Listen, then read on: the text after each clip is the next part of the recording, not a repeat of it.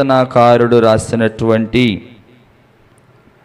16వ కీర్తన 1వ వచనాన్ని ఈ సమయమందు మనము చదువుకుందాం. దేవా, నీ శరణజొచ్చి ఉన్నాను, నన్ను కాపాడుము. నీవే ప్రభుడవు, నీకంటే నాకు క్షేమాధారమేదియు లేదని యెహోవాతో నేను మనవి చేసుకొందును. దేవునికి మహిమ కలుగును గాక. చదవబడిన ఈ మాటలో ఉన్న శ్రేష్టమైన ఆశీర్వాదకరమైన విషయం ఏమిటంటే, భక్తుడు దేవుని యొక్క సన్నిధిలోనికి వచ్చి దేవుని సన్నిధిలో ఈ రీతిగా ప్రార్థన చేస్తున్నాడు.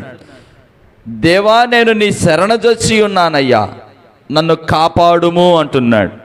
ఏ ఏ విషయాల్లో మనం కాపాడబడాలి, ఏ ఏ విషయాల్లో మనం రక్షించబడాలి, ఏ ఏ విషయాల్లో మనము తప్పించబడాలి అనే విషయాలను గనక ఇక్కడ మనం గమనించగలిగినట్లయితే చాలా విధాలైనటువంటి రీతుల్లో దేవుడు మనల్ని కాపాడే దేవుడు ఉన్నాడు. ఈ రోజున కాపాడండి కాపాడండి అని ఎప్పుడు మనం కేకేస్తాం? అపాయములో ఉన్నప్పుడు, సమస్యలో ఉన్నప్పుడు, ఏదైనా భయంకరమైన ఎమర్జెన్సీ ఉన్నప్పుడు కాపాడండి కాపాడండి అని అంటూ ఉంటాం. అయితే భక్తుడు ఏమంటున్నాడంటే, దేవా, నేను నీ శరణజొచ్చి ఉన్నాను.